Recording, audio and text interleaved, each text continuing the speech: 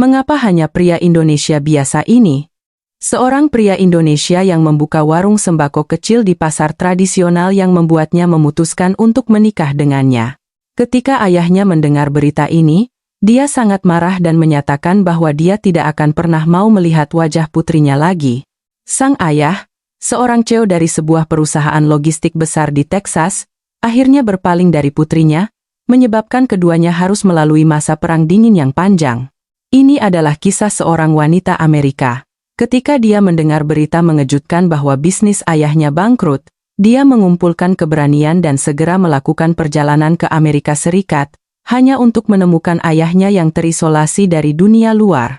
Dia membujuk ayahnya dan membawanya kembali ke Indonesia bersama-sama. Ketika ayahnya menginjakkan kaki di tanah Indonesia, dia menunjukkan perubahan yang tidak terduga.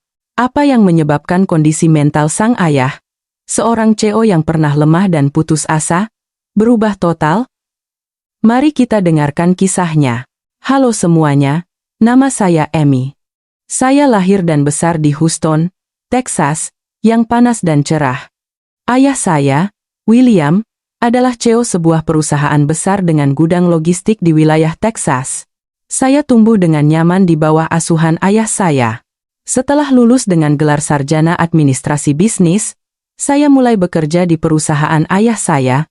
Perjalanan bisnis ke Indonesia hanyalah bagian biasa dari pekerjaan saya.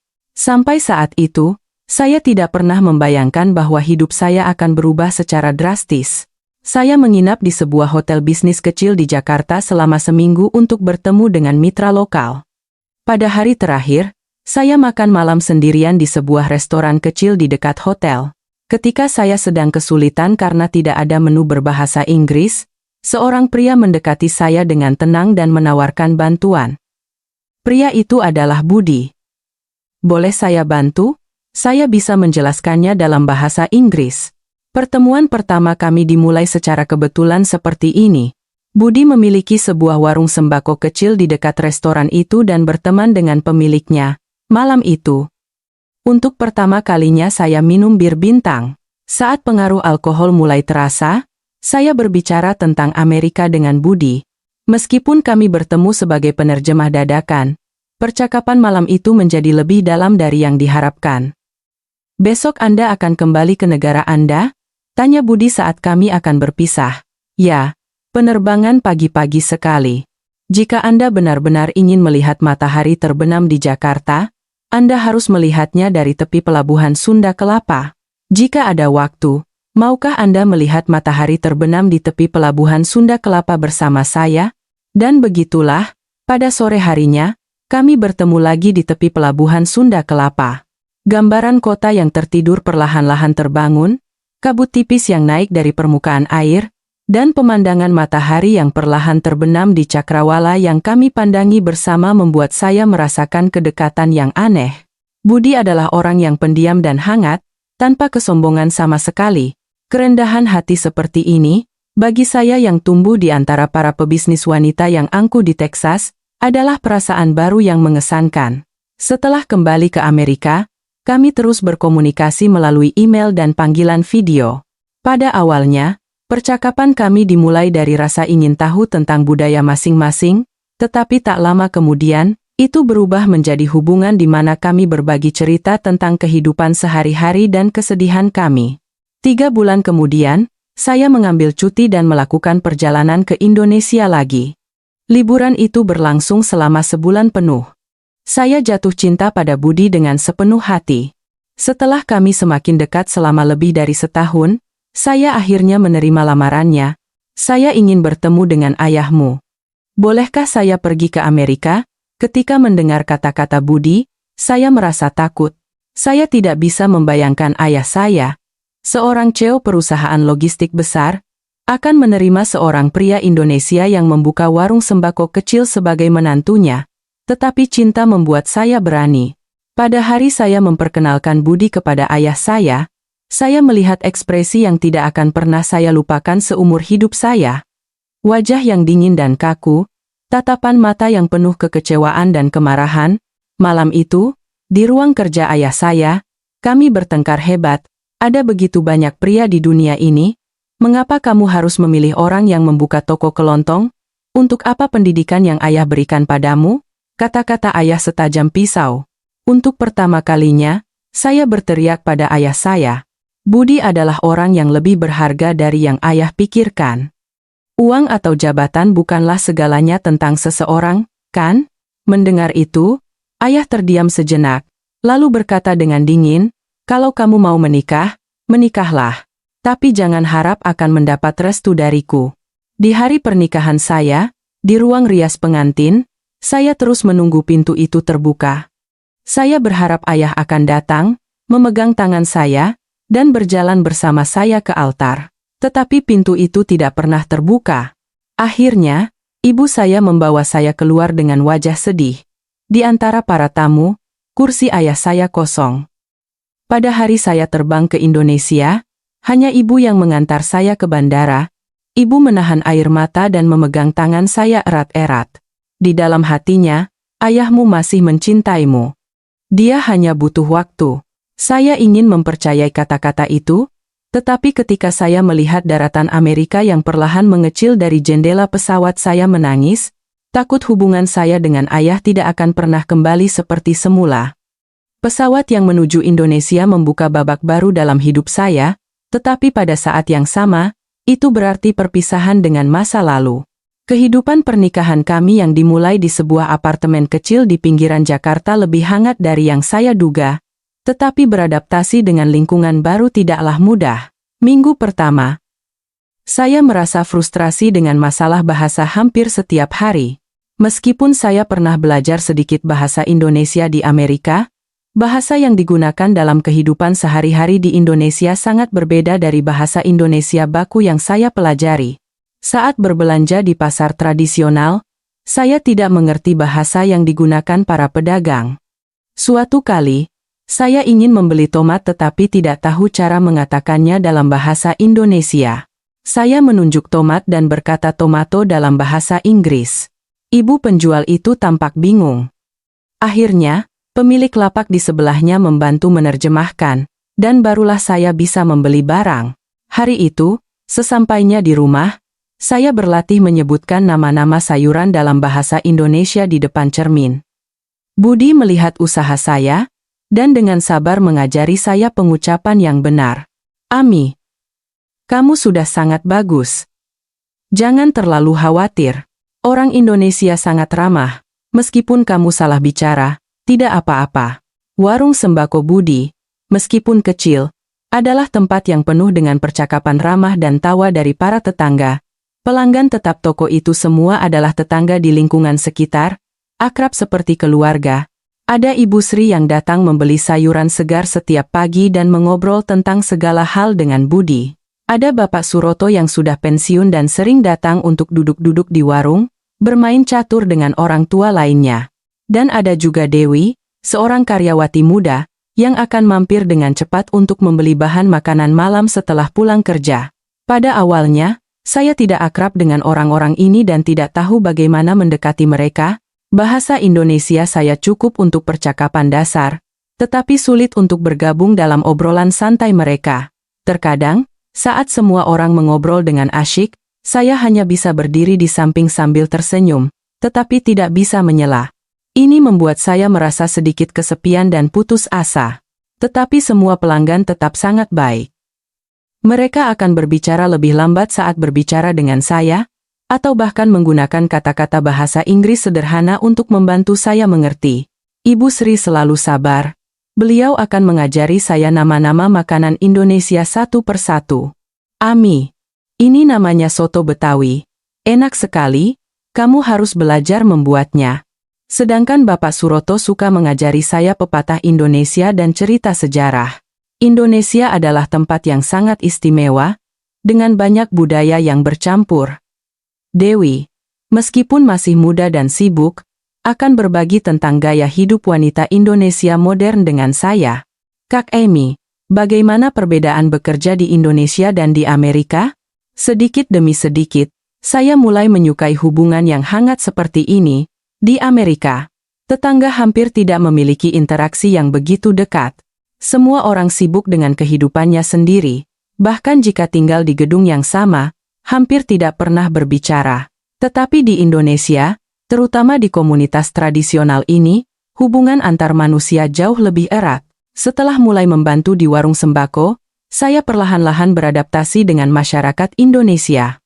Pertama kali saya menangani uang, tangan saya gemetar. Seorang nenek membeli beberapa sayuran seharga Rp17.000. Beliau memberi saya uang Rp20.000. Saya harus mengembalikan Rp3.000, tetapi saya belum terbiasa dengan koin Indonesia. Saya mencarinya lama sekali. Sang nenek tidak menunjukkan tanda-tanda kesal, malah tersenyum dan berkata, "Pelan-pelan saja, orang baru memang harus menyesuaikan diri." Beliau bahkan membantu saya membedakan jenis-jenis koin. Kehangatan seperti ini membuat saya sangat tersentuh. Di supermarket besar di Amerika, jika kasir lambat seperti ini, pelanggan pasti sudah mengeluh sejak lama. Seiring berjalannya waktu, saya menjadi lebih akrab dengan cara hidup di Indonesia. Saya belajar cara memilih sayuran segar, cara menawar harga dengan pemasok, dan bahkan belajar bahasa Indonesia sederhana yang cukup untuk percakapan dasar dengan pelanggan lansia. Budi adalah orang yang menunjukkan cinta melalui tindakan daripada kata-kata. Setiap pagi sebelum meninggalkan rumah, dia selalu menyiapkan secangkir kopi Amerika panas untuk saya. Pada awalnya saya pikir itu kebetulan, tetapi kemudian saya menyadari bahwa dia selalu bangun 10 menit lebih awal dari saya hanya agar saya bisa minum kopi panas begitu bangun tidur. Pada hari hujan, dia selalu meletakkan payung di tas saya. Bahkan jika saya lupa membawa payung, saya tidak akan kehujanan. Ketika saya rindu rumah, dia akan pergi ke toko makanan Amerika di Jakarta untuk membeli makanan ringan favorit saya. Rasa yang akrab itu membuat saya teringat akan kampung halaman dan membuat suasana hati saya menjadi lebih baik. Suatu kali, saya sakit. Budi tidak tidur semalaman untuk merawat saya. Dia membuatkan saya bubur, terus-menerus mengukur suhu tubuh saya, dan membawa saya ke dokter. Melihat wajahnya yang lelah tetapi masih mengkhawatirkan saya sangat tersentuh. Perhatian-perhatian kecil ini menyatu menjadi cinta yang besar. Dibandingkan dengan bisnis ayah saya, warung sembako ini mungkin sangat kecil. Tetapi di sini, Budi telah menciptakan nilainya sendiri, menunjukkan filosofi hidupnya.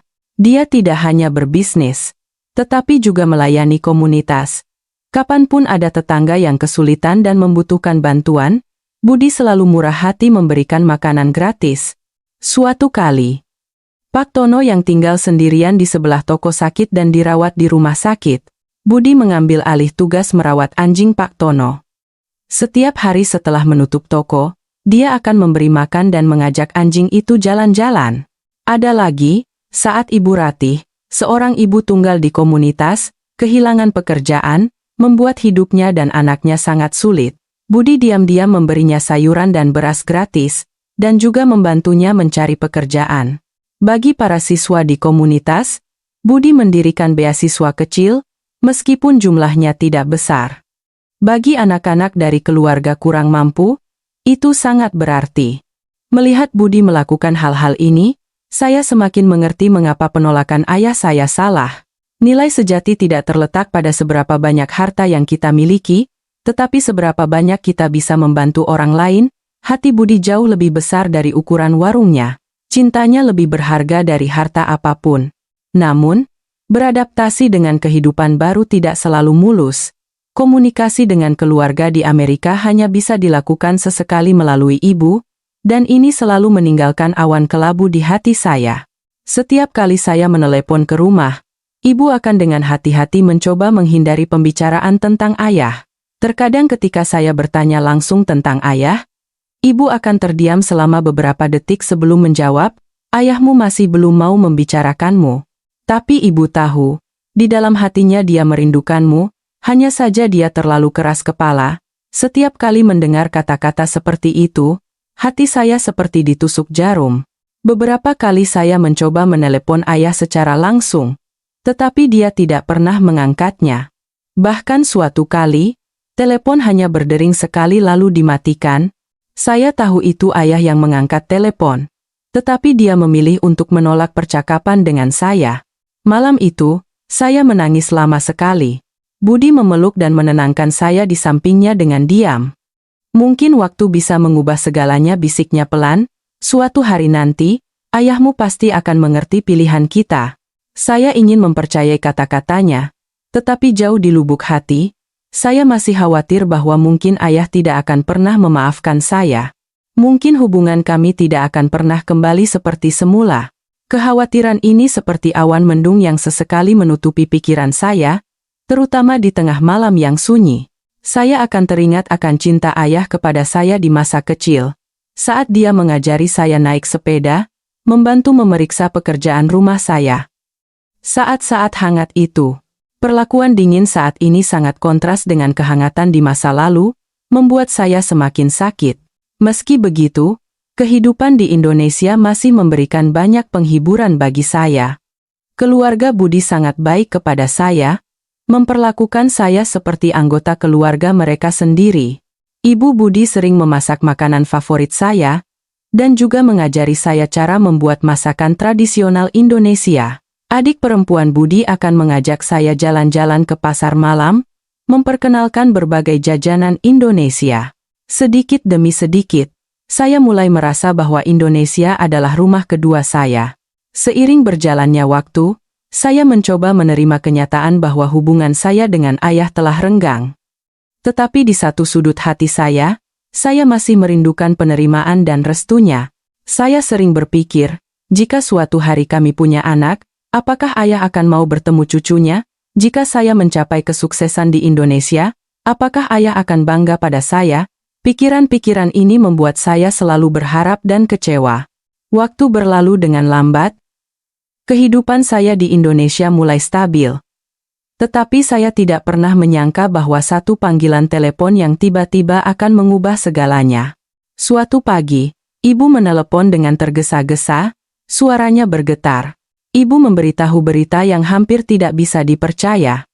Perusahaan ayahmu bangkrut, dia ditipu habis-habisan oleh mitranya. Sejenak, saya merasa seperti berhenti bernapas. Ayah, yang pernah dianggap sebagai salah satu pengusaha paling sukses di Texas, kehilangan segalanya dalam semalam karena ditipu dan digelapkan oleh mitra terpercaya. Perusahaan diambang kehancuran. Ayah jatuh ke dalam depresi berat, bahkan tidak mau keluar dari rumah. Ami, ayahmu sangat menderita. Dia tidak mau bertemu siapapun, hanya mengurung diri di kamar. Ibu tidak tahu harus berbuat apa lagi. Saya bisa merasakan keputusasaan dari suara ibu. Ayah yang dulu kuat dan penuh percaya diri, kini hancur. Fakta ini membuat saya terkejut. Setelah menutup telepon, saya duduk terdiam untuk waktu yang lama. Ketika Budi pulang, saya menceritakan semuanya kepadanya. Budi, ayah sedang dalam masalah besar. Kurasa aku harus pergi ke Amerika. Budi mendengarkan cerita saya dengan wajah serius dan mengangguk. Lalu tiba-tiba, dia mendapat sebuah ide. Ami, bagaimana kalau kita membawa ayah ke sini untuk tinggal bersama kita? Biarkan dia memulai hidup baru di sini. Pada awalnya, usulan itu begitu tiba-tiba sehingga saya terkejut, membawa ayah tinggal di Indonesia, tetapi setelah dipikirkan baik-baik, itu tampaknya ide yang bagus. Di Amerika, hanya akan mengingatkannya pada kegagalan yang tak berkesudahan. Tetapi di lingkungan baru di Indonesia ini, mungkin bisa menjadi awal yang baru. Apakah akan baik-baik saja? Jika ayah tinggal di rumah kita, apakah dia tidak akan merasa canggung? Budi menjawab dengan senyum hangat. Kita adalah keluarga, dan saling membantu adalah hal yang wajar. Mendengar itu, air mata saya mengalir. Suami yang mau membuka rumahnya untuk ayah yang tidak pernah memberinya restu, sungguh memiliki hati yang lapang. Saya sangat berterima kasih padanya. Malam itu, kami memutuskan untuk membawa ayah tinggal di Indonesia. Keesokan harinya, saya memesan tiket pesawat ke Amerika. Saya akan melihat kondisi ayah terlebih dahulu, lalu mencari cara untuk membawanya kembali ke Indonesia. Budi memegang tangan saya erat, memberi saya semangat. Saat hari keberangkatan semakin dekat, saya memikirkan berbagai cara untuk membujuk ayah. Pada hari saya terbang ke Amerika untuk menjemput ayah, hati saya terasa berat.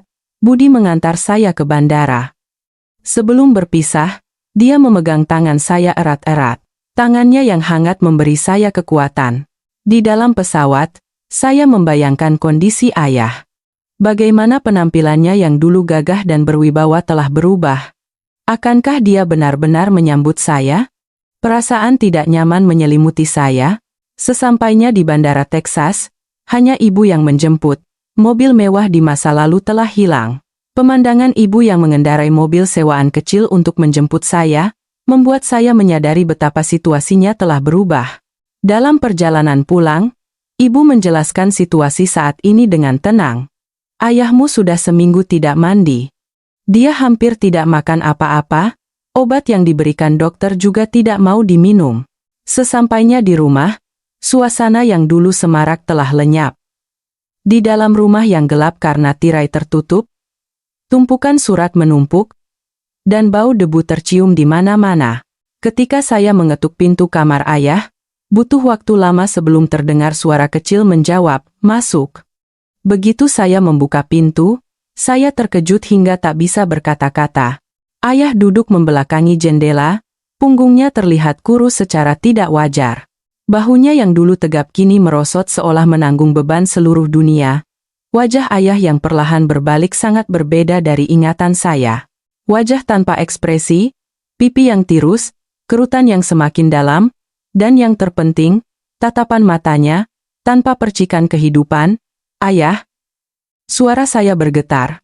Ayah menatap saya lama, lalu bertanya dengan acuh tak acuh, "Kenapa kamu datang?" Sekejap, semua kata-kata yang telah saya siapkan lenyap. Saya hanya duduk di samping ayah dan memegang tangannya. Tangan yang kering, tangan yang dingin, tangan yang dulu seolah bisa memberikan seluruh dunia padaku, kini tergeletak lemah di tanganku. 2 hari kemudian, saya mengamati rutinitas ayah. Bangun pagi, dia hanya menatap keluar jendela dengan hampa, lalu kembali tidur. Dia hampir tidak makan apa-apa, hanya minum kopi. Menyalakan TV, tetapi sebenarnya tidak menonton. Semua ini membuat hati saya sakit. Pada pagi hari ketiga, saya memutuskan untuk mendekati ayah. "Ayah, ayo tinggal di Indonesia bersama kami. Ayo kita coba memulai lagi." Seperti yang diduga, ayah menolak dengan tegas. "Apa alasanku harus pergi ke sana bersama kalian? Pergilah bantu suamimu berbisnis." Mendengar itu, saya menatap mata ayah dan menjawab, "Bukan begitu, hanya karena kita adalah keluarga. Kita adalah keluarga, ayah." Mendengar kata-kata itu, ekspresi ayah berkedip sejenak. Saya tidak melewatkan perasaan tersembunyi di matanya. Keesokan harinya, saat saya sedang melakukan panggilan video dengan Budi, ayah kebetulan masuk ke kamar. Ketika Budi melihat ayah, dia menyapa dengan hormat, "Selamat pagi, ayah. Apa kabar?" Ayah tidak menjawab, hanya menatap layar dalam diam. Saat itulah, Budi menambahkan dengan tenang, "Rumah kami mungkin sedikit kecil, tapi ada kamar yang disiapkan untuk ayah. Kami ingin ayah datang dan tinggal bersama kami kapan saja." Lalu Budi tersenyum dan berkata dengan tulus, "Hanya karena kita adalah keluarga." Mendengar itu, sesuatu di mata ayah bergetar. Setelah percakapan selesai, ayah kembali ke kamarnya dalam diam. Keesokan paginya, ayah bercukur untuk pertama kalinya setelah sekian lama. Melihat itu, saya merasakan secercah harapan. "Kalau aku pergi, apa yang akan aku lakukan di sana?" tanya ayah dengan nada melamun. Dan seminggu kemudian, kami terbang ke Indonesia bersama. Ayah masih menunjukkan ekspresi datar, tetapi setidaknya sepertinya dia memiliki sedikit harapan untuk perjalanan ini. Di pesawat, ayah menghabiskan sebagian besar waktunya untuk tidur. Ketika bangun, dia hampir tidak berbicara sama sekali.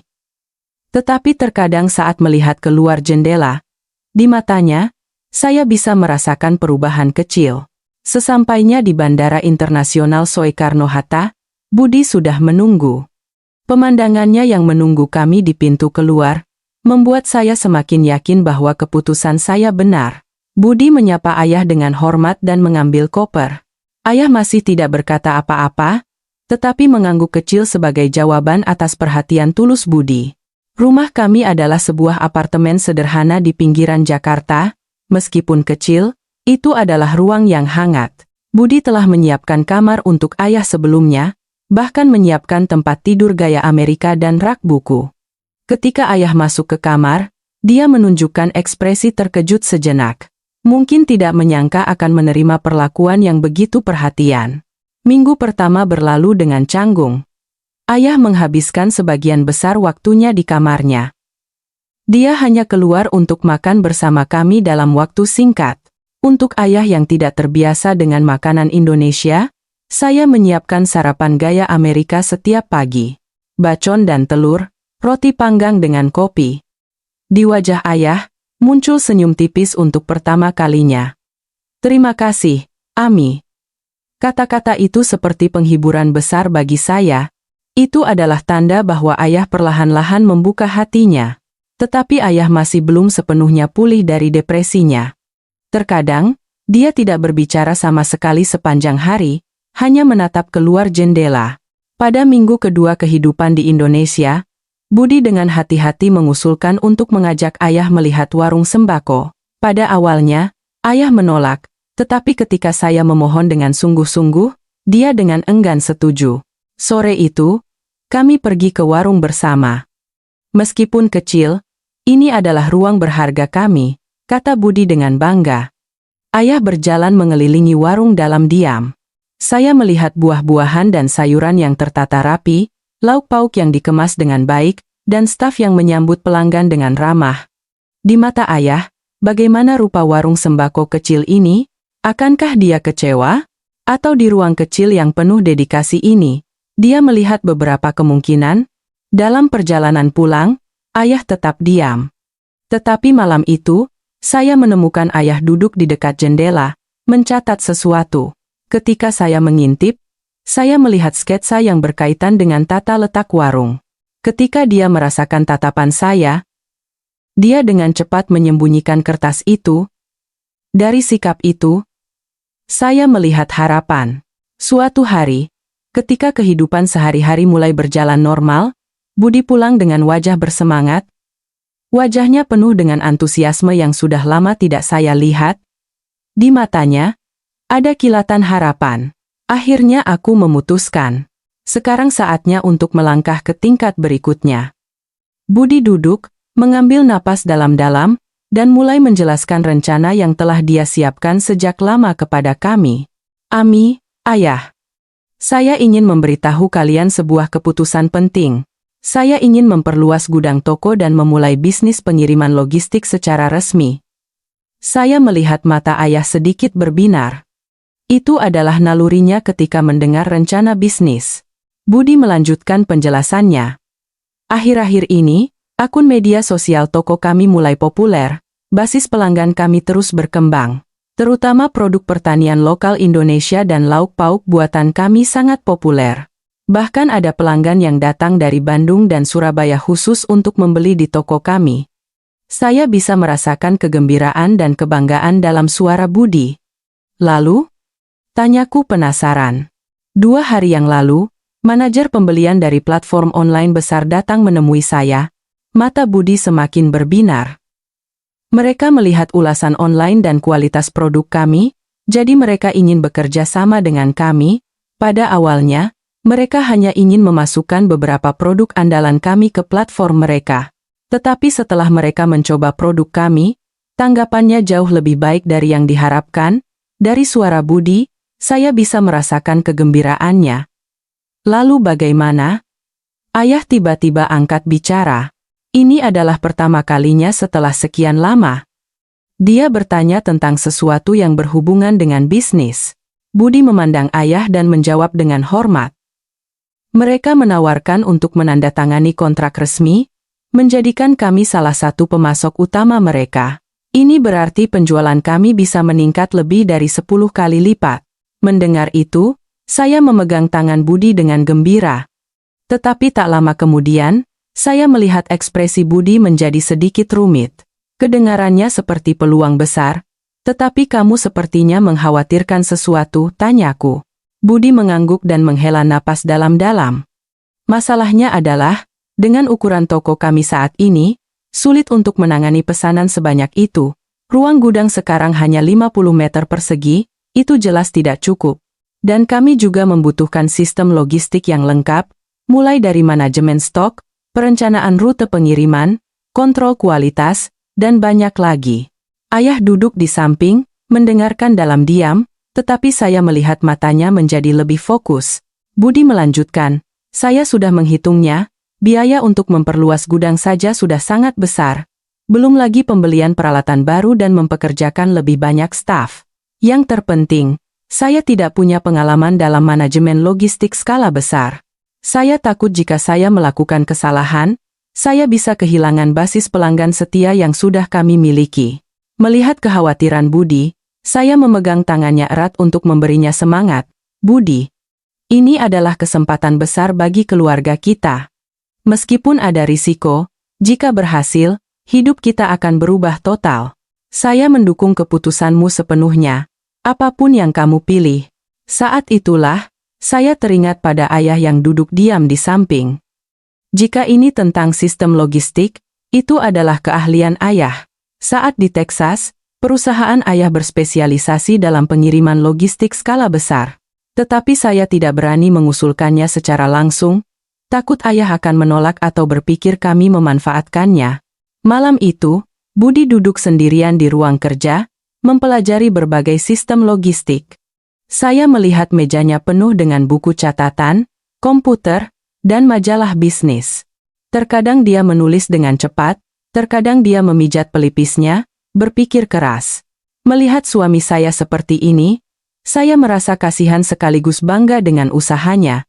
Keesokan harinya, Budi mulai membongkar gudang lama di sebelah toko untuk perluasan. Dia membawa bahan bangunan yang berat sendirian, keringat membasahi bajunya. Pemandangan dia bekerja dari pagi hingga larut malam membuat hati saya miris. Tetapi di matanya, saya melihat keteguhan dan semangat. Ayah sering berdiri di kejauhan, mengamati lokasi konstruksi. Pada awalnya, saya pikir dia hanya bosan dan keluar untuk melihat-lihat. Tetapi sedikit demi sedikit, saya menemukan bahwa ayah mengamati dengan sangat cermat. Dia akan memperhatikan bagaimana Budi mengatur urutan pekerjaan, melihat di mana ada inefisiensi. Terkadang saya mendengarnya bergumam pelan, melakukan seperti itu terlalu boros tenaga, sudut itu tidak benar, tetapi dia tidak pernah memberikan saran secara langsung. Setelah seminggu bekerja konstruksi, Budi kehilangan beberapa kilogram. Tetapi di matanya, semangat juangnya masih menyala. Sekarang, dia memasuki tahap membangun sistem yang paling penting. Budi mempelajari pengetahuan tentang manajemen logistik setiap malam. Dia membeli banyak buku tentang topik itu dan menonton video tutorial di internet, tetapi saya bisa melihat dia kesulitan. Istilah dan sistem yang rumit ini adalah hal baru baginya. Terkadang saya melihatnya duduk di depan layar komputer hingga larut malam. Melihat suami saya yang kelelahan, hati saya dipenuhi rasa kasihan. Saya tahu Budi butuh bantuan, dan orang yang paling bisa membantunya duduk di rumah kami. Tapi bagaimana saya harus mengatakannya? Ayah. Budi terlihat sangat lelah. Saya pikir pengalaman ayah akan sangat membantu. Ayah terdiam sejenak, lalu menjawab dengan dingin, "Mengapa aku harus membantunya dengan hal seperti itu? Bisnisku sudah gagal. Tidak ada lagi yang bisa kuberikan sebagai nasihat." Mendengar itu, saya kecewa, tetapi tidak menyerah. Keesokan harinya, Budi mengumpulkan keberanian dan meminta bantuan ayah secara langsung di meja makan malam. Budi menundukkan kepalanya dengan rendah hati dan berkata, "Ayah, saya tahu ini permintaan yang tidak masuk akal. Tetapi saya ingin meminta saran tentang membangun sistem logistik. Pengalaman ayah akan menjadi aset yang sangat besar bagi kami." Ayah menatap Budi sejenak, lalu menjawab dengan tenang, "Fisikku tidak begitu baik, otakku juga tidak encer lagi. Aku hanya akan menjadi beban bagi kalian." Tetapi Budi tidak mundur. Dia berkata dengan tulus lagi, "Ayah, ini tidak sebesar dulu. Hanya membantu melihat dasar-dasar logistik bersama-sama saja sudah cukup. Hanya seminggu saja." "Ayah." Ayah bangkit dari kursinya dengan marah, tetapi tiba-tiba melihat ekspresi wajah saya dan berhenti. Keheningan menyelimuti sejenak. Ayah menghela napas dalam-dalam. Baiklah. Hanya membantu selama seminggu. Mendengar itu, wajah Budi tersenyum lebar. Saya hampir menangis. Ini adalah saat ayah mengambil langkah pertamanya. Meskipun hanya janji kecil, saya merasa itu akan menjadi awal yang penting dalam penyembuhan ayah dan rekonsiliasi keluarga kami. Keesokan paginya, ayah bangun lebih pagi dari biasanya, berpakaian rapi. Pemandangan dia mengikat dasi untuk pertama kalinya setelah sekian lama terlihat sedikit canggung, tetapi dari situ, bayangan Cheo karismatik di masa lalu terlihat. Melihat ayah dan Budi berjalan ke toko bersama, saya pikir ini adalah keajaiban kecil yang datang ke keluarga kami. Sore itu, Budi kembali dengan penampilan yang lebih bersemangat dari biasanya. Ayah masih tidak berkata apa-apa, tetapi di matanya ada perubahan kecil, tatapan seseorang yang fokus pada sesuatu, sedang meninjau rencana baru lagi. Saya menantikan perubahan kecil itu akan membawa perubahan besar bagi keluarga kami, lalu tertidur. Pada hari ayah pertama kali melangkah ke dalam gudang, ekspresinya masih datar, tetapi dari matanya, saya melihat perubahan kecil. Ayah, yang telah berhadapan dengan keahliannya sendiri lagi setelah sekian lama, di matanya ada kilatan rasa ingin tahu. Budi menjelaskan situasi gudang saat ini dengan hormat. Ayah mengangguk dalam diam dan melihat sekeliling. Pertama-tama, mari kita lihat struktur keseluruhannya, gumam ayah pelan, dan memeriksa setiap sudut gudang dengan teliti. Pada awalnya, dia hanya berjalan-jalan, tetapi seiring berjalannya waktu, langkahnya menjadi lebih cepat. Di salah satu sudut gudang, ayah berhenti dan menghela napas dalam-dalam. Struktur ini salah total. Alur pergerakannya terlalu rumit. Hari pertama berakhir hanya dengan pemeriksaan struktur gudang. Dalam perjalanan pulang, ayah masih tidak berkata apa-apa, tetapi ekspresi berpikirnya tampak lebih intens dari biasanya. Malam itu, saya menemukan ada cahaya dari kamar ayah. Ketika saya diam-diam membuka pintu, saya melihat ayah duduk di meja kerja, menggambar sesuatu dengan saksama. Melihat ayah yang begitu fokus untuk pertama kalinya setelah sekian lama, hati saya terasa hangat. Keesokan paginya, ayah bangun lebih pagi dari biasanya dan segera bersiap. Di meja makan, ayah memberikan selembar kertas kepada Budi. Ini adalah rencana tata letak gudang yang baru, yang sudah kupikirkan. Coba pertimbangkan. Budi menerima kertas itu dengan ekspresi terkejut. Itu adalah denah gudang yang ayah gambar semalaman. Setelah Budi melihat denah itu dengan saksama, dia memuji, "Ayah, jika kita menggunakan struktur ini, efisiensi kerja bisa meningkat hingga 40%. Di wajah ayah, ada kilasan kebanggaan, tetapi dia dengan cepat kembali ke ekspresi datarnya. Sejak hari itu, ayah mendedikasikan dirinya sepenuhnya untuk perbaikan gudang, penempatan rak, alur pergerakan di gudang, sistem manajemen stok, semuanya diperiksa secara sistematis. Pada awalnya, para karyawan curiga pada pria tua Amerika yang asing ini, tetapi ketika profesionalisme ayah mulai terlihat, mereka perlahan-lahan mendapatkan kepercayaan. Pada hari ketiga, ayah memberikan perintah kepada karyawan untuk pertama kalinya, rak di sini harus dipindahkan 3 kali lipat. Semuanya harus diubah. Pada awalnya, para karyawan bingung, tetapi setelah Budi menyetujuinya, mereka mulai bekerja. Setelah menata ulang rak sesuai perintah ayah, alur kerja menjadi jauh lebih baik. Waktu perpindahan berkurang, efisiensi meningkat. Di wajah para karyawan, muncul senyum. Sore itu, seorang karyawan tersenyum kepada ayah untuk pertama kalinya dan berkata, "Manajer, terima kasih banyak hari ini, pekerjaan jadi jauh lebih ringan." Mendengar kata manajer, ayah tampak terkejut sejenak, tetapi kemudian membalas dengan senyum kecil. Sejak hari itu, para karyawan mulai memanggil ayah manajer. Melihat ayah menemukan arahnya sendiri di Indonesia untuk pertama kalinya, saya merasakan harapan. Seminggu berlalu, gudang berubah total. Alur pergerakan yang efisien, sistem manajemen stok yang teratur, bahkan lingkungan kerja karyawan menjadi lebih baik. Ini adalah saat di mana profesionalisme ayah bersinar. Pada hari ketika minggu yang dijanjikan hampir berakhir, Budi bertanya kepada ayah dengan hati-hati. Ayah, bisakah membantu sedikit lebih lama? Pembangunan sistem logistik belum selesai. Ayah berpikir sejenak, lalu mengangguk. Baiklah, aku akan membantu sedikit lagi. Masih banyak yang harus dilakukan. Mendengar itu, saya menghela napas lega. Ini adalah bukti bahwa ayah sedang berubah. Setelah mendedikasikan dirinya pada pekerjaan ini, ekspresi ayah mulai hidup. Langkah kakinya saat pulang ke rumah menjadi lebih ringan. Saat makan malam, terkadang dia akan bercerita tentang apa yang terjadi di gudang. Sebulan berlalu, ayah menjadi orang yang sama sekali berbeda. Suatu hari, pesanan pertama dari platform besar masuk. Saya tidak akan pernah melupakan ekspresi wajah Budi saat menerima telepon hari itu. Pada awalnya, dia sangat bersemangat, tetapi seiring berjalannya percakapan, ekspresinya menjadi semakin tegang. Setelah menutup telepon, Budi duduk diam di kursinya, tangannya masih sedikit gemetar. Ada apa? Apa yang terjadi? Tanyaku cemas. Pesanan. Pesanan masuk, suara Budi sedikit serak. Tapi jumlahnya jauh lebih banyak dari yang kita perkirakan. Berapa banyak? 3 kali lipat. Budi menatapku, matanya penuh kekhawatiran. Mereka tidak ingin 5.000 unit yang kita siapkan, tapi 15.000 unit. Dan semuanya harus dikirim dalam 2 minggu. Mendengar angka itu, saya menarik napas dalam-dalam. Dengan kapasitas kami saat ini, tidak mungkin menyelesaikan pesanan sebesar itu dalam waktu singkat.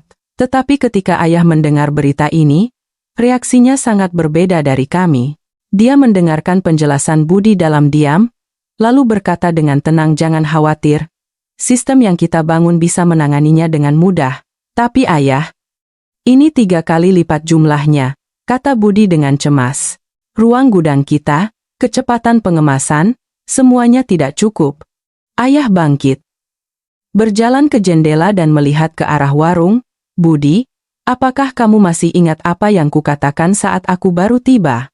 Aku bilang sistem ini dirancang untuk bisa diperluas. Saat merancangnya, aku sudah mempertimbangkan pertumbuhan di masa depan. Ayah berbalik, matanya bersinar dengan kilau yang sudah lama tidak kulihat. Sekarang saatnya untuk membuktikan efektivitas sistem kita.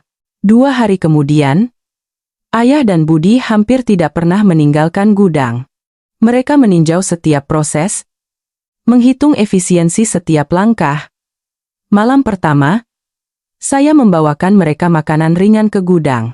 Pemandangan yang saya lihat membuat saya merasa kasihan sekaligus terkesan. Ayah dan Budi duduk berdampingan di depan tumpukan dokumen. Ayah sedang menggambar diagram alur proses yang rumit di papan tulis. Budi mencatat berbagai data di buku catatannya. Jika kita memperluas area pengemasan menjadi 2 kali lipat, ayah menunjuk ke diagram, dan menambahkan 2 jalur produksi lagi, efisiensi akan meningkat 80%. Tapi bagaimana dengan tenaga kerja? Tanya Budi. Sekarang kita hanya punya 8 karyawan. Bahkan jika mereka semua lembur, itu tidak akan cukup. Masalah ini sudah kupikirkan, kata ayah sambil tersenyum. Kita akan menggunakan sistem karyawan paruh waktu, merekrut pekerja paruh waktu dari komunitas sekitar. Pada saat yang sama, kita akan mengatur ulang jadwal kerja, menggunakan sistem 3 shift. Melihat ayah begitu bersemangat memecahkan masalah, hati saya terasa hangat. Ini adalah pertama kalinya dia datang ke Indonesia dan menunjukkan kemampuan profesionalnya secara penuh. Dan ini adalah pertama kalinya dia begitu berdedikasi pada bisnis kami. Keesokan harinya, ayah mulai melaksanakan rencananya. Pertama, dia menata ulang ruang gudang. Sudut yang tadinya digunakan untuk menyimpan barang dikosongkan, dan diubah menjadi area pengemasan kedua. Kemudian, dia merancang ulang seluruh proses kerja. Dari penerimaan barang, penyortiran, pengemasan, hingga pengiriman, setiap langkah dihitung dengan cermat. Lihat, ayah menjelaskan kepada Budi, jika kita mengikuti proses ini, 1 karyawan bisa menangani 50 unit per jam. Dengan sistem 3 shift, kita bisa menangani 3.600 unit per hari, dalam 2 minggu. Itu lebih dari 50.000 unit. Bisa memenuhi permintaan pesanan dengan mudah. Budi mendengarkan dengan mulut ternganga. Dia tidak pernah berpikir efisiensi bisa meningkat sebanyak ini. Tetapi tantangan terbesar masih menanti. Perekrutan dan pelatihan karyawan baru. Ayah mengambil alih tugas ini sendiri. Dia memasang pengumuman lowongan kerja di komunitas. Tak lama kemudian, 20 orang datang melamar. Saat wawancara, ayah menunjukkan kemampuan manajemen sumber daya manusia yang luar biasa. Dia tidak hanya mempertimbangkan kemampuan kerja pelamar, tetapi yang lebih penting, dia mengamati keterampilan kerja tim dan sikap belajar mereka. Kita tidak butuh orang yang berpengalaman, kata ayah padaku. Kita butuh orang yang mau belajar dan bisa bekerja sama. Akhirnya, dia memilih 12 karyawan paruh waktu. 3 hari kemudian, ayah secara pribadi melatih karyawan baru ini. Dia menjelaskan setiap langkah kerja dengan sabar, mendemonstrasikan cara kerja yang benar, dan bahkan merancang sistem penghargaan untuk memotivasi semua orang. Melihat ayah di lokasi pelatihan, saya teringat akan karismanya saat di Texas.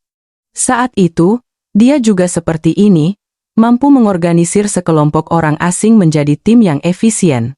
Setelah pelatihan selesai, produksi resmi dimulai.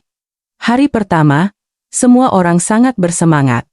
Karyawan baru masih kaku, karyawan lama harus beradaptasi dengan proses baru. Tetapi ayah tetap tenang. Berjalan di antara area kerja yang berbeda, dan selalu bisa menyelesaikan masalah yang muncul dengan cepat. Jangan terburu-buru, pelan-pelan saja, katanya kepada seorang karyawan baru yang panik. Kualitas lebih penting daripada kecepatan. Pada hari ketiga, keajaiban terjadi. Seluruh tim mulai bekerja seperti mesin yang presisi. Semua orang tahu tugas mereka masing-masing, setiap langkah terkoordinasi dengan sempurna. Budi berdiri di tengah gudang, melihat sistem yang bekerja dengan efisien ini. Matanya penuh dengan kegembiraan yang hampir tidak bisa dipercaya. Ayah, ini luar biasa, katanya dengan gembira. Kita mungkin benar-benar bisa menyelesaikan pesanan ini dalam 2 minggu. Ayah mengangguk, tetapi ekspresinya tetap serius. Sekarang belum waktunya bersantai. Kita harus mempertahankan efisiensi ini sampai akhir. 10 hari kemudian adalah periode paling melelahkan bagi seluruh tim. Semua orang bekerja melebihi kapasitas. Anehnya, tidak ada yang mengeluh. Sebaliknya, semangat dan moral semua orang semakin tinggi, terutama ketika target minggu pertama selesai 1 hari lebih awal dari jadwal. Seluruh gudang bersorak gembira. Ayah melihat pemandangan itu, di matanya muncul senyum kepuasan. Saat itulah, terjadi insiden tak terduga. Pada pagi hari ke-8, pemasok terpenting kami menelepon, memberitahu bahwa karena masalah transportasi, 1 lot bahan baku penting tidak bisa dikirim sesuai jadwal.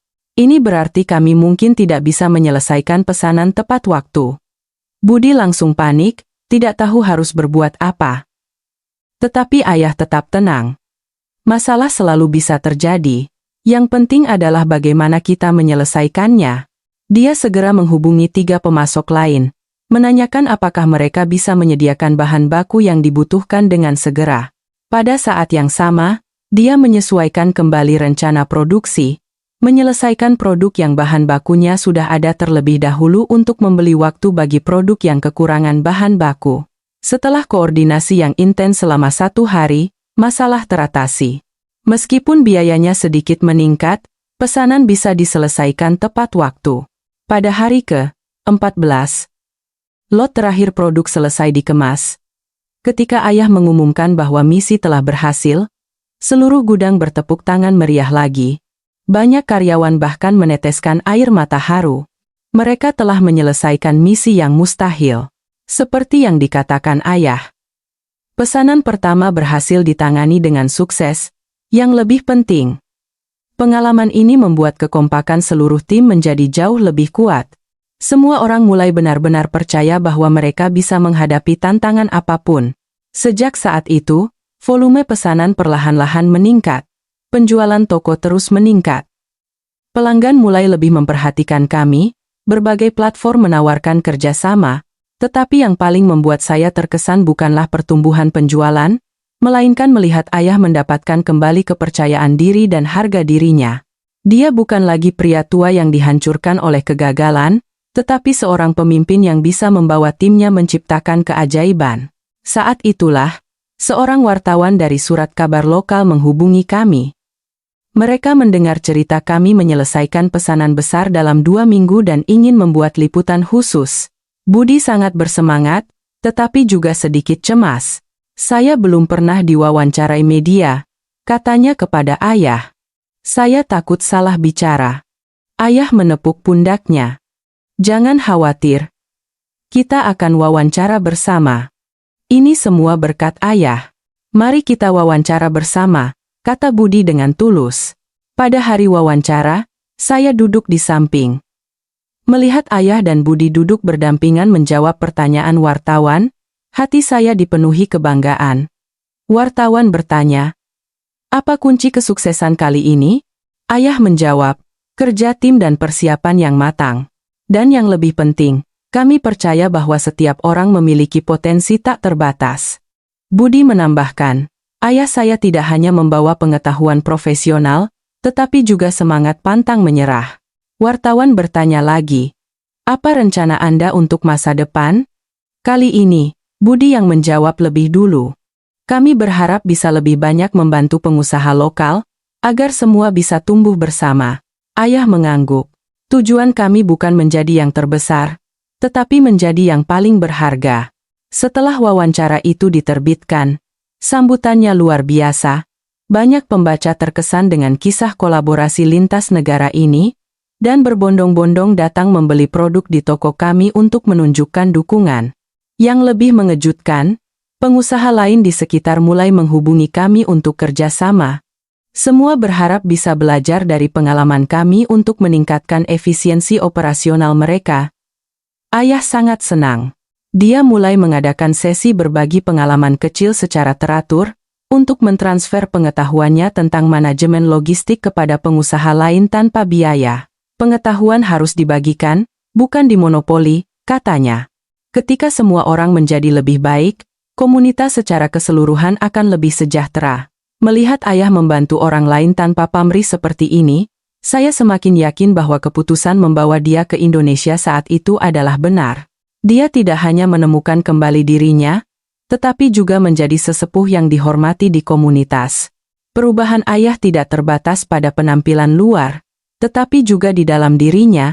Ekspresi yang tadinya murung dan lelah perlahan-lahan menjadi hidup. Dia lebih banyak bicara, terkadang menceritakan kenangan di Texas.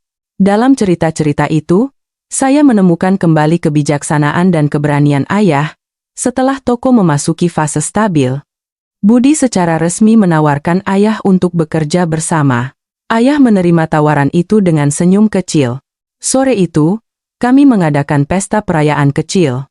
Pemandangan keluarga berkumpul, tertawa, dan mengobrol dengan bahagia setelah sekian lama, sungguh membahagiakan. Ayah dan Budi menjadi pasangan yang sempurna. Ayah berpengalaman, Budi bersemangat. Ketika mereka bersatu, toko berkembang pesat. Suatu sore, ayah berkata kepada saya dengan santai, "Suamimu itu lebih tangguh dari yang kuduga." Dalam kata-kata itu, tidak ada lagi celaan atau kekecewaan.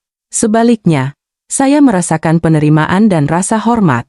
Malam itu, saya memandangi langit malam Jakarta dari jendela dan berpikir, betapa berbedanya penampilan ayah saat pertama kali tiba di Indonesia dengan sekarang. Ketika mulai bertindak, pikiran dan hati ayah mulai bergerak. Selama mendedikasikan diri pada pekerjaan, ayah menyembuhkan lukanya dan menemukan kehidupan baru.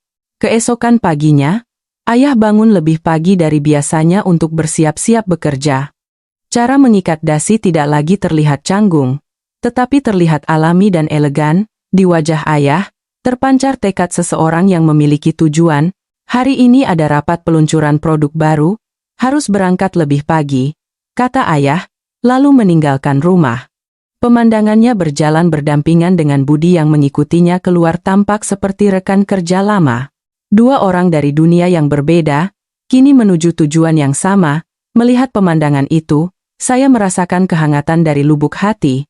pemulihan ayah bukan hanya berarti kesuksesan bisnis. Itu adalah penyembuhan batin, pemulihan harga diri, dan penyambungan kembali hubungan dengan keluarga. Perubahan yang dimulai dari sebuah warung sembako kecil telah membawa harapan bagi keluarga kami semua. Ayah bisa tersenyum lagi. Kami, tanpa sadar, kembali menjadi sebuah keluarga. 8 bulan telah berlalu sejak ayah tinggal di Indonesia. Penampilannya yang dulu lelah dan murung telah lenyap sama sekali. Sekarang, ayah telah menjadi tokoh penting di toko. Bukan hanya sebagai pembantu, tetapi sebagai inti dari bisnis. Bangun lebih pagi dari siapapun, membuat kopi, memulai hari dengan obrolan ramah dengan para karyawan. Kemudian, dia memeriksa gudang dengan teliti dan memulai pekerjaan secara resmi. Sekarang, para karyawan sepenuhnya menerima ayah. Bukan sebagai ayah mertua dari Amerika, tetapi sebagai manajer. Ketika harus membuat keputusan sulit, mereka selalu meminta pendapat ayah. Nasihatnya selalu tepat. Inilah saat di mana pengalaman dan pengetahuan ayah bersinar. Melihat ayah seperti ini, saya merasa bangga dari lubuk hati. Ukuran toko perlahan-lahan membesar.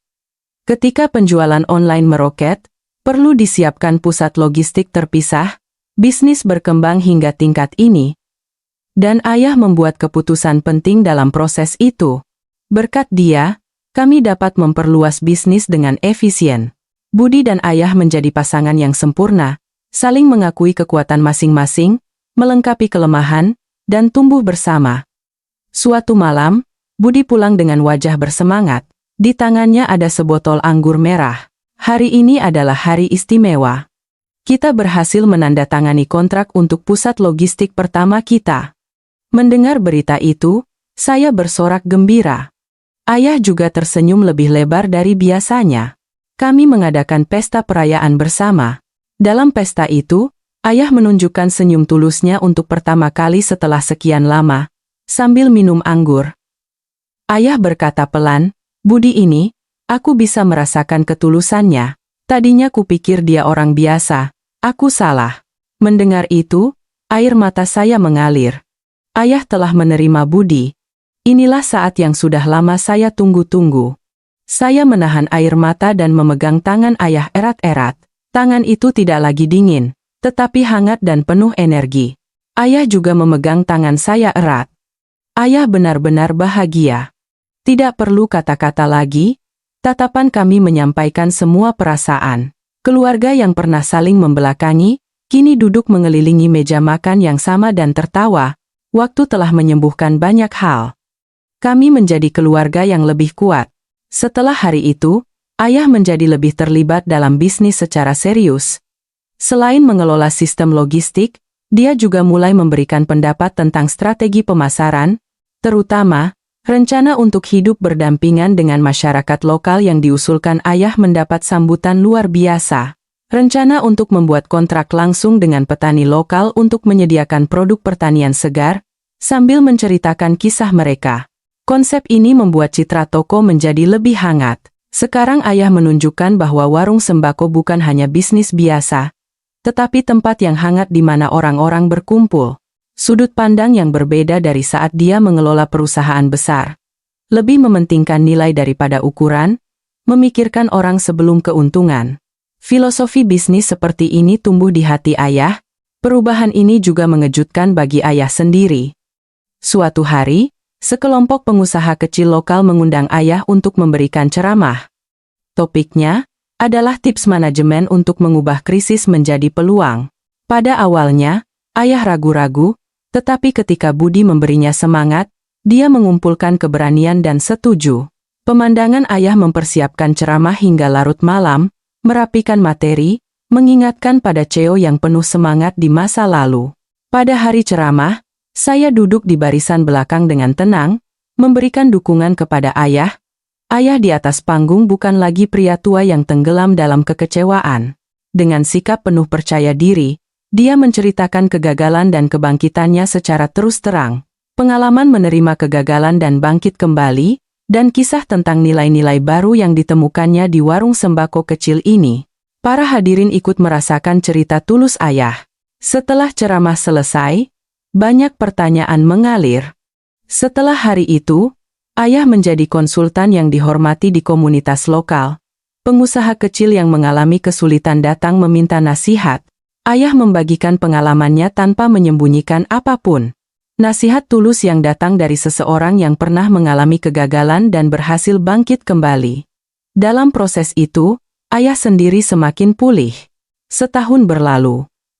Suatu hari, kami mengadakan pesta kecil untuk merayakan ulang tahun berdirinya toko.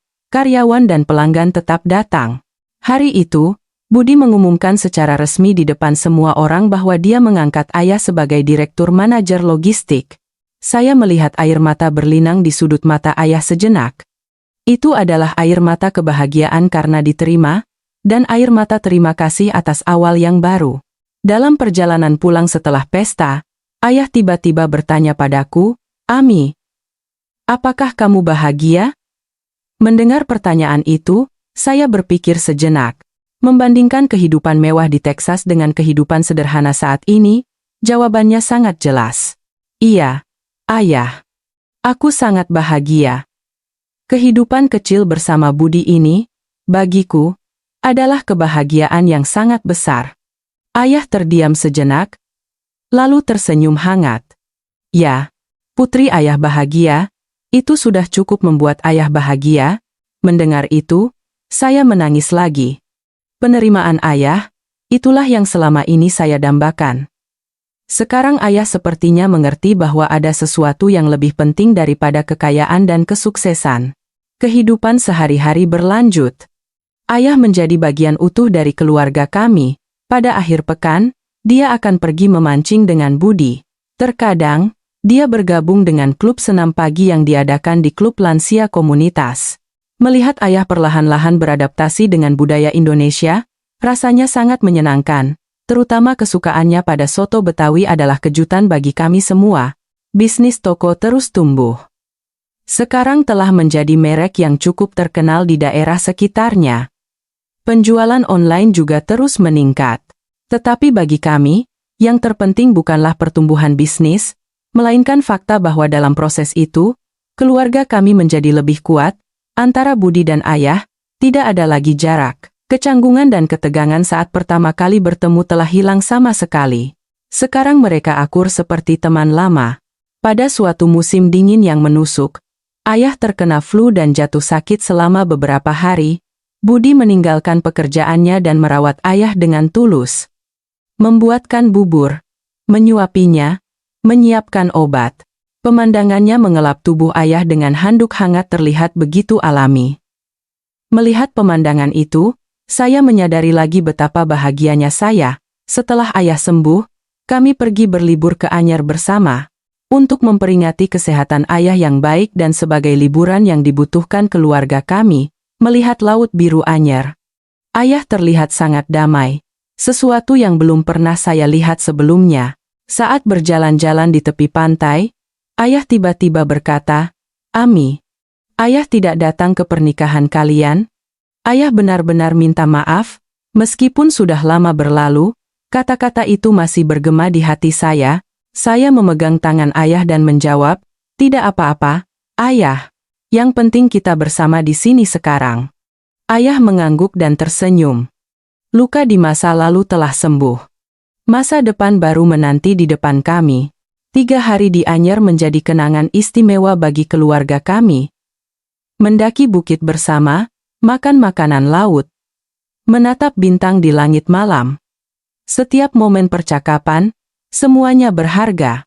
Setelah kembali dari perjalanan, ayah menjalani kehidupan sehari-harinya dengan lebih bersemangat. Pekerjaan di toko tentu saja dilakukan dengan penuh dedikasi, tetapi dia juga mulai serius mencari kegiatan di waktu luang. Dia mulai belajar bahasa Indonesia di pusat budaya komunitas dan bergabung dengan kegiatan sukarela lokal pada akhir pekan. Melihat ayah beradaptasi sepenuhnya dengan kehidupan di Indonesia, saya merasa bangga. Suatu malam, kami bertiga duduk menatap bintang bersama di balkon. Momen yang damai sambil minum teh hangat dan mengobrol. Ayah tiba-tiba berkata, "Tidak pernah kusangka akan sampai di titik ini. Dari awal di warung sembako kecil itu, tadinya kupikir, apa artinya semua ini? Ayah berhenti sejenak, lalu menghela napas dalam-dalam. Sekarang aku mengerti. Bukan ukuran bisnis yang penting, tetapi ketulusan di dalamnya. Mendengar itu, Budi mengangguk. Saya menyandarkan kepala saya di bahu ayah dengan lembut. Ayah melanjutkan dengan pelan, "Terima kasih, Nak. Terima kasih telah membawaku ke sini. Karena ini, ayah merasa hidup kembali." Mendengar itu, saya merasakan air mata panas. Satu kalimat dari ayah seolah membalas semua kesulitan dan usaha yang telah berlalu. Kami bertiga duduk di bawah langit malam seperti itu untuk waktu yang lama, tanpa perlu berkata apa-apa. Hanya dengan bersama di sini sudah merupakan momen yang sangat membahagiakan. Keesokan paginya, ayah bangun lebih pagi dari biasanya untuk bersiap-siap bekerja. Cara mengikat dasi sekarang terlihat sangat alami. Di meja sarapan, ayah berbicara tentang rencana baru dengan antusias. Budi mendengarkan dengan saksama. Melihat mereka berdua, saya berpikir, inilah gambaran keluarga yang sebenarnya. Kami bertiga saling bergantung dan tumbuh bersama. Meskipun bukan kesuksesan besar, proses saling memahami dan berpegangan tangan adalah keajaiban yang paling berharga bagi keluarga kami. Luka ayah telah sembuh. Budi mendapatkan mitra yang bisa diandalkan. Saya menemukan kembali cinta ayah yang telah lama saya rindukan. Akhirnya, ada kabar baik lain yang datang ke keluarga kami. Ibu merasa lega dengan perubahan ayah dan kehidupan yang stabil di Indonesia. Beberapa bulan kemudian, dia memutuskan untuk mengunjungi Indonesia. Pada awalnya, itu adalah perjalanan singkat, tetapi ibu dengan cepat beradaptasi dengan budaya Indonesia dan kehidupan sehari-hari kami. Akhirnya, dia memutuskan untuk tinggal secara permanen dengan ayah di Indonesia. Sekarang, keluarga kami telah menjadi satu kesatuan yang utuh. Kisah yang dimulai dari sebuah warung sembako kecil, kini menuju dunia yang lebih luas.